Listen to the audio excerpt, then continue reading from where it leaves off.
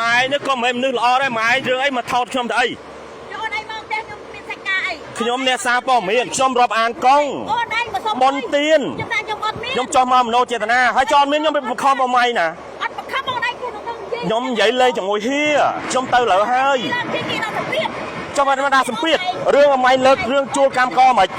អមឯងតកែអមឯងជួលកម្មករឿងរបស់អមឯងតាហ្នឹងហើយ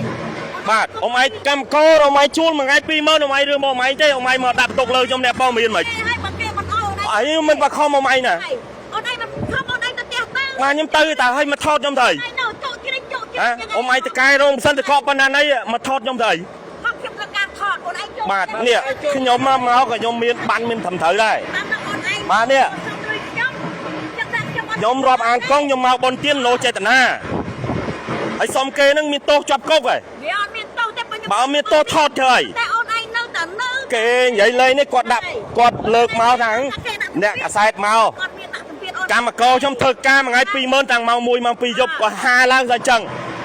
ហើយកន្លែងការរស់ស៊ីរបស់គាត់ចំណេញឬខាត់ជារឿងរបស់គាត់បាទហើយមករឿងដាក់សម្ពាធលើអ្នកព័ត៌មាននៅក៏ខុសមែន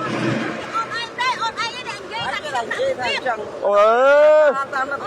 បងឯងអ្នកតកែហើយខ្ញុំមិនទៅបខំឯណាណែមកលើកកម្មករអីជួលកម្មករមួយថ្ងៃ20000 30000អមឯងអ្នកតកែអមឯងមិនជួលកម្មករអត់ទៅរឿងបងឯងតារ៉ូស៊ីជួលរឿងបងឯងតាខាត់ចំណេញលើណៃតាខ្ញុំមកមនោចេតនាខ្ញុំមិនសុំទេខ្ញុំមនោចេតនាឥឡូវថតទៅខ្ញុំស្នើសុំប៊ីយ៉ាបុនទៀត2កេសតែបើអ៊ំឯងថាឥឡូវអីអត់មានលទ្ធភាពទេខ្ញុំមិនទៅខំអ៊ំឯងឯណាខ្ញុំទៅមិនបខំម៉ែឯណាម៉ែឯងមានលទ្ធភាពប្រហែលក៏ខ្ញុំទទួលប៉ុណ្ណឹងដែរខ្ញុំទៅបខំដាច់ខាតឯណាម៉ែខ្ញុំមិនដាច់ខាតណាបាទអត់មានខ្ញុំប្រាប់ថាខ្ញុំទៅវិញលើហើយតែខ្ញុំបកស្រាយនេះគាត់លើកកម្មកមកនេះជួលគេ20000 30000មកប្រៀបធៀបមួយអ្នកកសែតនិយាយមកខុស100ខ្មែរមិនតាន់ឲ្យអ្នកកសែតផងហើយមកថតអ្នកកសែតចង់ណៃណាសួរថាឥឡូវមកឲ្យធ្វើយើងត្រឹមត្រូវដែរបាទមានច្បាប់ត្រឹមត្រូវហើយខ្ញុំទៅធ្វើការចោតប្រកាន់មកឲ្យពីកាលអត់ចាំប្រកាន់ខ្ញុំធ្វើអត់មានហើយអត់មានហើយខ្ញុំប្រាប់ថាខ្ញុំទៅឥឡូវហើយស្រាប់បានទេតែគាត់ទេកូនគាត់លើកហេតុផលមកគាត់ជួលកម្មកជួលអីជួលកម្មកជារឿងរបស់តកែឯងតាអូចាយរ៉ូស៊ីរាល់ថ្ងៃហ្នឹងអត់ជួលកម្មកឲ្យមកពាក់ព័ន្ធអីជាមួយខ្ញុំអ្នកកសែតខ្ញុំខំលះលហាមនេះបាទខ្ញុំក៏ខំលះលហាមដូចគ្នាដែរខ្ញុំដេកមិនឆ្អែតមិនឆ្អែតឲ្យចុះខ្ញុំទៅប៉ះពាល់ផលប្រយោជន៍អីអ៊ំឯងអត់ថាប្រយោជន៍ហាត់អីអូនឯងមកសុំលុយខាតចំណេញហ្នឹងខ្ញុំទៅយកលុយអ៊ំឯងអូនឯងហាត់អីអ៊ំឯងនឹងរកឲ្យខ្ញុំខ្ញុំជាជនណាខ្ញុំក៏ជាជនអូនឯងជាជនអូនឯងមកគៀបស្គត់ខ្ញុំបានគៀបបខំអ៊ំឯងពីកាលអ៊ំឯងនិយាយមកខុសហើយអ៊ំឯងនិយាយមកមើងងាយអ្នកខ្សាច់ណាខ្ញុំមិនមែនមើងងាយទេបាទលុយមិនតន់ឲ្យ100ខ្មែរផងមកចង់ថតចង់អីគេអ៊ំឯងធ្វើអត់ត្រឹមត្រូវបាទថតចុះហើយខ្ញុំក៏មិនតន់មកចម្រិតទីអ៊ំឯងដែរបាទឥឡូវបងប្អូនមើលដូចគ្នាបាទខ្ញុំអត់ចេះខ្មែរទេខ្ញុំធ្វើត្រឹមត្រូវបាទនេះជាការចោតប្រកាន់ហើយបាទនេះជាការចោតប្រកាន់ហើយបាទប្តីគាត់រាប់អានខ្ញុំស្គាល់ខ្ញុំ4-10ឆ្នាំហើយ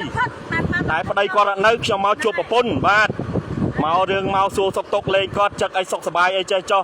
ស្រាប់តែមកដល់អត់ទេអូនកម្មករខ្ញុំមួយថ្ងៃ20000ខ្ញុំជួលមួយថ្ងៃ20000ខ្ញុំថារឿងម៉ែឯងជួលកម្មករជារឿងម៉ែឯងតារឿងបងឯងតាមួយថ្ងៃ20000នេះមកពាក់ព័ន្ធអីជាមួយខ្ញុំអ្នកកសែតមិនខ្លួនឯងរកស៊ីមិនក៏មិនគិត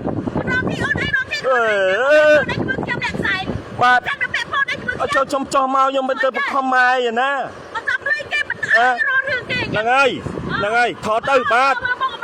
ថាមើលទៅខ្ញុំណាចេះខ្លាចអូមកហើយថតទៅខ្ញុំចេះខ្លាចទេបើម៉ែឯងថតខ្ញុំដែរមិនឲ្យខ្ញុំថតម៉ែឯងបងឯងថតខ្ញុំដែរបងឯងចូលក្នុងផ្ទះខ្ញុំអូមើលចូលខ្ញុំថាឲ្យថតទៅថតមកតាអត់ទេខ្ញុំចូលមកឥឡូវបងឯងបិទហាមមកចូលអត់ទាំងអស់គ្នាអ្នកណាក៏ចូលបានដែរទៅយើងមើលកន្លែងយើងរស់ស៊ីនិយាយមកភាសានិយាយអត់ត្រឹមត្រូវនិយាយមកខុសណែឲ្យតែឃើញអ្នកកសែតចូលមកឲ្យមកថតថាគេមកចម្រិតទាលុយចោតប្រកាន់ខុសរឿងគំនិតមិនល្អណាធ្វើតកែគេ ណែរោមសន្តកកខ្ញុំដើរសងគ្រប់ខេត្តគ្មានអ្នកណាដូចម៉ែទេបាទគ្មានអ្នកណាដូចម៉ែទេគេអត់គេប្រាប់អត់តាមត្រូវទៅអត់អីមកយកស្អីខតអ្នកខ្សែនឹងការងារស្អីគេទេអើយម៉ែអូហួរម៉ែអេលុយមិនតន់ឲ្យអ្នកខ្សែ100ខ្មែរទៅទាញទូរស័ព្ទមកថតអ្នកខ្សែទៀតអើយខ្ញុំសុំខ្លាច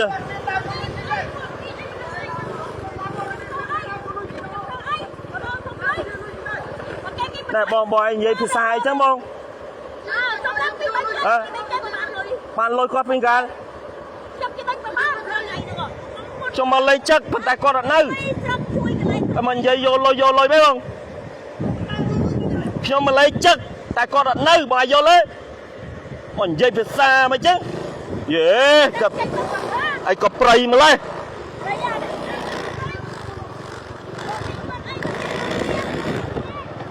ចេញមកប្រៃបណ្ដោយ